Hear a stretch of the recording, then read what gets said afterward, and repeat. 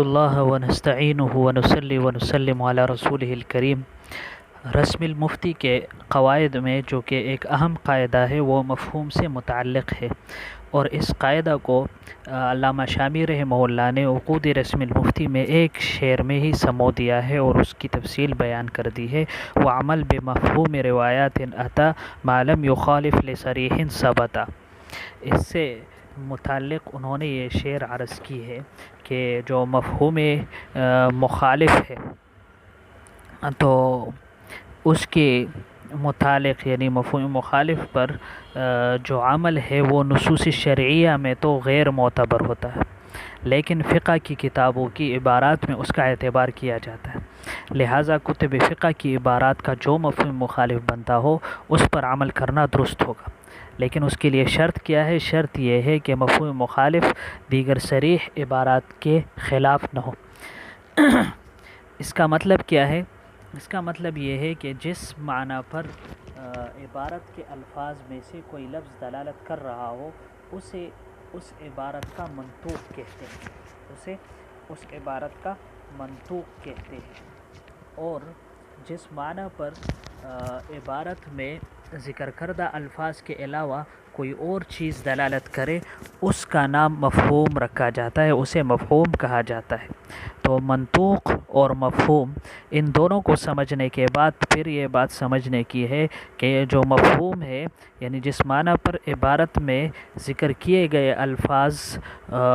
وہ تو صراحتاً دلالت نہ کر رہے ہوں، لیکن ان الفاظ کے علاوہ کوئی اور چیز وہ دلالت کرے تو اس کا نام کیا ہے؟ مفہوم ہے۔ اب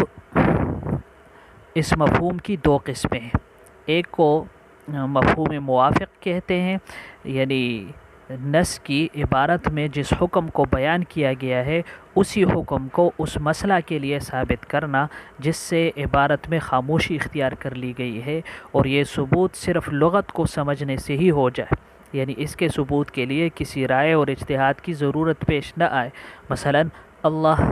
جل شانہ کا ارشاد ہے فَلَا تَقُلْ لَهُمَا اُفٍّ، یعنی تم ماں باپ کو اف بھی نہ کہو۔ اب اس جملے کی دلالت ماں باپ کو مارنے اور گالی دینے کی حرمت پر یہ کیا ہے؟ یعنی صرف لغت کے اعتبار سے ہی ثابت ہو رہی ہے، اور اسے دلالت النسبی کہتے ہیں۔ تو یہ کیا ہے؟ مفہوم موافق ہے۔ اور دوسری جو قسم ہے وہ مفہوم مخالف ہے۔ مفہوم مخالف کیا ہے کہ قرآن و سنت وغیرہ کی نصوص یعنی عبارات جب اصل عبارت میں بیان کردہ حکم کے بالکل برخلاف حکم کو اس کے لیے ثابت کریں جس سے یہ نص خاموش ہو، تو یہی مفہوم مخالف ہے۔ جیسے یہ بات کہ فی الابل الصائمۃ زکوٰۃ، فقہا کی یہ جو عبارت ہے فی الابل الصائمۃ زکوٰۃ، جو باہر چرنے والے جانور ہیں ان میں زکوٰۃ فرض ہے۔ اب اس عبارت کا مفہوم مخالف یہ ہوا کہ زکوٰۃ ان جانوروں پر فرض نہیں جن کو گھر میں رکھ کر چارہ کھلایا جائے،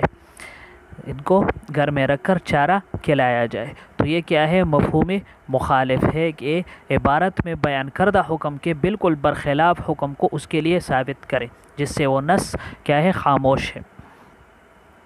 اب اس مفہوم مخالف کی بھی کئی ساری قسمیں ہیں، ان میں سے ایک قسم ہے جس کو کہا جاتا ہے مفہوم الصفہ۔ مفہوم الصفہ کا مطلب یہ ہے کہ جس پر وہ لفظ دلالت کرے جو کسی موصوف کی صفت بن رہا ہو۔ جیسے فقہا کی یہ بات فی الابل الصائمۃ زکوٰۃ، تو الصائمہ یہ کیا ہے؟ ابل کے لیے صفت ہے، اور اسی موصوف جو ابل ہے اس کے لیے یہ ثابت ہے۔ تو مفہوم مخالف جو ہم سے اس سے لے رہے ہیں تو یہ ہے کہ موافق تو یہ ہے کہ جو چرنے والے اونٹ ہیں اس میں زکوٰۃ فرض ہے، اب وہ اونٹ جو چرنے والے نہیں ہے تو اس میں زکوٰۃ نہیں ہے، تو اس کو مفہوم الصفت کہتے ہیں۔ جو یہ بات سمجھ آ رہی ہے وہ صفت کی وجہ سے۔ دوسری جو قسم ہے وہ مفہوم الشرط ہے۔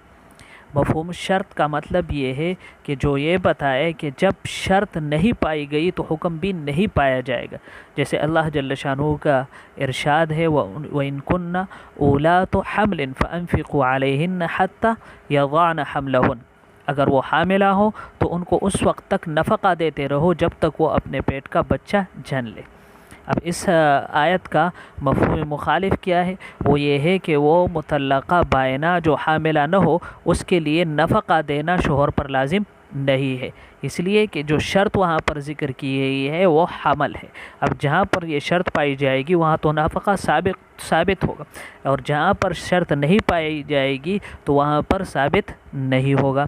آگے ہے مفہوم الغایہ، جس طرح فقہ میں ہم پڑھتے ہیں غایہ اور مغیہ، جو یہ بتائے کہ ذکر کردہ حکم غایت کے بعد یہ حکم نہیں ہے، جو کہ ذکر کردہ حکم اس غایت تک کے لیے ہے اور غایت کے بعد یہ حکم نہیں ہوگا، جیسے اللہ جل شانہ کا ارشاد ہے وَأَرْجُلَكُمْ إِلَى الْكَعْبَيْنِ، اور اپنے پاؤں بھی ٹخنوں تک دھو لیا کرو۔ اس کا مفہوم مخالف کیا ہے؟ وہ یہ ہے کہ ٹخنوں سے اوپر دھونا فرض نہیں ہے، ٹخنوں سے اوپر دھونا فرض نہیں ہے، اس لیے کہ یہاں پر جو مفہوم ہے اس کو ہم کہتے ہیں مفہوم الغایہ۔ اور آگے ہے مفہوم العدد، وہ یہ ہے کہ جو یہ بتائے کہ ذکر کردہ مسئلہ کا حکم صرف اس عدد کے لیے ہے جو الفاظ میں بیان کیا گیا ہے، اور اس حکم کی نقیض اس عدد کے بعد ثابت ہو جائے گی، جیسے اللہ تعالیٰ کا ارشاد ہے فَجْلِدُوهُمْ 80 جَلْدَةً، ان کو 80 کوڑے لگاؤ۔ اس کا مفہوم مخالف یہ ہے کہ 80 سے زائد کوڑے نہ لگائے جائیں۔ آگے دوسرا ہے مفہوم اللقب۔ مفہوم اللقب کا مطلب کیا ہے؟ وہ یہ ہے کہ ذکر کردہ مسئلہ کا حکم صرف اسی اسم جامد کے لیے ہے جو عبارت میں مذکور ہے، اور اس حکم کی نقیض اس مذکورہ اسم جامد کے علاوہ کے لیے ثابت ہے، جیسے فقہا کی عبارت ہے فی الغنم زکوٰۃ، بکریوں میں زکوٰۃ فرض ہے، تو اس کا مفہوم مخالف یہ بنا کہ بکریوں یعنی غنم کے علاوہ میں زکوٰۃ نہیں ہے۔ اب مفہوم جو موافق جو ہے تو اس کی تو بالاتفاق قرآن مجید، احادیث مبارکہ اور کتب فقہ سب میں معتبر ہے، لیکن جو مفہوم مخالف ہے اس کے بارے میں تفصیل ہے کہ قرآن و سنت میں اس کے معتبر ہونے یا نہ ہونے کے بارے میں کیا تفصیل ہے، اس میں تھوڑا سا اختلاف ہے۔ شافعیہ فرماتے ہیں کہ آخری قسم یعنی مفہوم لقب کے علاوہ باقی تمام اقسام کو قرآن و سنت کی اعتبار میں معتبر مانا جائے گا، یعنی وہ قرآن و سنت کی عبارات میں تمام اقسام کو معتبر مانتے ہیں، صرف مفہوم لقب کو معتبر نہیں مانتے، جبکہ حنفیہ کے ہاں یہ مفہوم مخالف اس معنی میں غیر معتبر ہے کہ نص عبارت میں ذکر کردہ حکم کے علاوہ کے لیے اصل حکم کی نقیض کو ثابت نہیں کرتی، لہٰذا ایسا مفہوم یعنی مسکوت عنہ کے درجے میں ہوتا ہے، ایسا مفہوم مسکوت عنہ کے درجے میں ہوتا ہے کہ عبارت نص اس سے خاموش ہے، لہٰذا اگر کوئی دلیل اس پر آ جائے کہ اس کا حکم اصل ذکر کردہ مسئلہ کے حکم والا ہی ہے تو اس پر عمل کیا جائے گا، اور اگر کوئی دلیل اس پر آ جائے کہ اس کا حکم اصل ذکر کردہ مسئلہ کے حکم کے برخلاف ہے تو اس پر عمل کیا جائے گا۔ اس بات کی تفصیل کہ مسکوت یعنی جس سے نص خاموش ہے اس کا حکم اپنی اصل پر باقی رہتا ہے، وہ یہ ہے کہ اگر اصل یعنی حکم ہی منطوق ذکر کردہ مسئلے کے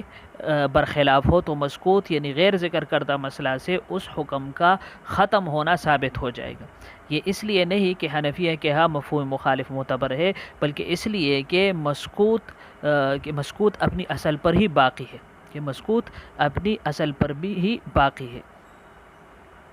اور اس کی مثال کیا ہے؟ تو مثال حضور نبی کریم صلی اللہ علیہ وسلم سے جو منقول ہے کہ لا يحل لامرأة تؤمن بالله واليوم الآخر تحد على میت فوق 3 إلا على زوج 14 أشهر و10، کہ کسی عورت کے لیے جو اللہ اور آخرت کے دن پر یقین رکھتی ہے یہ حلال نہیں ہے، لا يحل لامرأة تؤمن بالله واليوم الآخر، کہ اس کے لیے حلال نہیں ہے کہ وہ کسی مرنے والے پر 3 دن سے زیادہ سوگ بنائے، سوائے اپنے شوہر کے کہ اس پر 4 ماہ 10 دن تک سوگ منائے گی۔ اب شوہر پر سوگ کا حکم حدیث پاک میں صرف مسلمان خاتون کے لیے ہے، اس لیے حنفیہ کے ہاں نابالغہ بچی اور ذمیہ خاتون، وہ ذمیہ خاتون کا مطلب آپ کو معلوم ہے کہ وہ کافرہ خاتون جو کسی اسلامی ملک کے باقاعدہ شہری بن کر رہ رہی ہوں، تو نابالغہ بچی اور ذمیہ خاتون پر یہ سوگ واجب نہیں ہے۔ البتہ شافعیہ کے کہتے ہیں کہ وہ اس پر لازم ہے، ان کے ہاں یہ لازم ہے۔ اور حافظ ابن حجر رحمہ اللہ کو یہاں یہ گمان ہوا کہ حنفیہ کا اس حدیث سے استدلال تو ان کے اپنے اصول کے خلاف استدلال ہے کہ حنفیہ مفہوم مخالف کو غیر معتبر کہتے ہیں اور اس حدیث میں اسی سے استدلال کر رہے ہیں۔ تو حالانکہ حضرت شیخ الاسلام حفظہ اللہ فرماتے ہیں کہ صحیح بات یہ ہے کہ یہ مفہوم مخالف سے استدلال نہیں، بلکہ اس حدیث میں حکم صرف مسلمان خاتون کے لیے ہی بیان کیا گیا ہے، رہی نابالغہ بچی اور ذمیہ خاتون تو حدیث ان کے بارے میں خاموش ہے، لہٰذا وہ اپنی اصل پر باقی رہیں گی جو سوگ کا واجب نہ ہونا ہے، کیونکہ سوگ کے وجوب کے لیے تو دلیل چاہیے اور وہ ان دونوں کے لیے نہیں ہے۔ اب یہ مفہوم مخالف کا اعتبار کتب فقہ میں اس کی کیا حیثیت ہے؟ تو کتب فقہ تو ان میں حنفیہ کے ہاں بھی مفہوم مخالف معتبر ہے، اور اسی طرح لوگوں کے درمیان عام معاملات میں بھی اس کا اعتبار ہے، اور نصوص شریعت یعنی قرآن و سنت اور فقی کتب کی عبارتوں کے درمیان یہ جو فرق کی جاتی ہے مفہوم مخالف کے اعتبار سے، تو اس کی وجہ کیا ہے؟ اس کی وجہ یہ ہے کہ نصوص قرآنیہ یعنی قرآن و سنت تو انتہائی بلیغ اور پرحکمت عبارات پر مشتمل ہوتی ہے، ان میں کبھی تو کوئی لفظ تاکید، توبیخ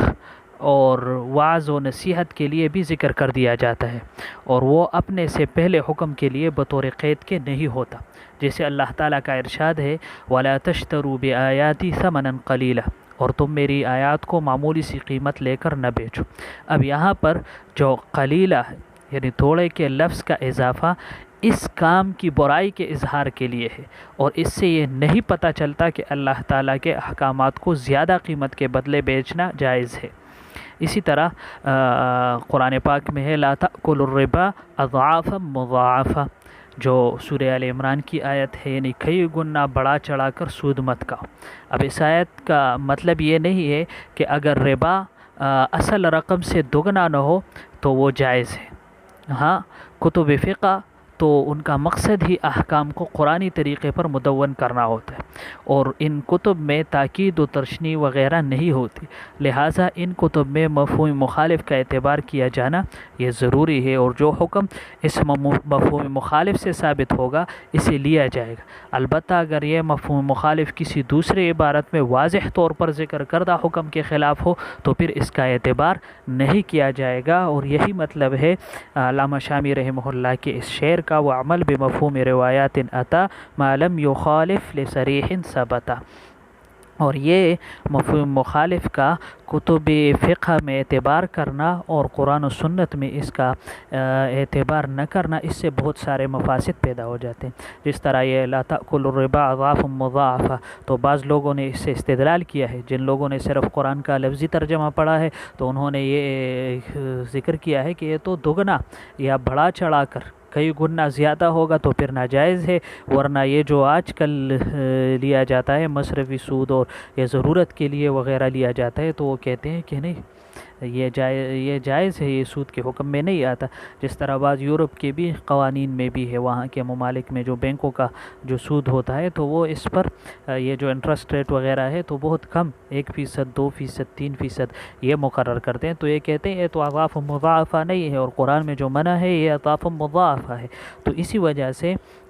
یہ ترتیب ہے کہ وہاں پر مفہوم مخالف کا اعتبار نہیں کیا جائے گا، اور کتب فقہ میں مفہوم مخالف کا اعتبار اعتبار کیا جائے گا۔ یہ مفہوم سے متعلق چند اہم باتیں تھیں، اور یہ ایک اہم قاعدہ ہے رسم المفتی کے اعتبار سے کہ کتابوں کے مطالعہ سے کرتے ہوئے بعض اوقات جو صریح جزیہ نہیں ملتا تو پھر اسی طرح عبارات کو ٹٹولنا پڑتا ہے، اور اس میں بعض اوقات یہ مفہوم مخالف کو لینے سے بعض اوقات غلطی ہو جاتی ہے، تو اس میں یہ ساری تفصیل ذکر کر دی گئی ہے تاکہ یہ فائدہ دیتا رہے اور اس سے انسان بچتا رہے۔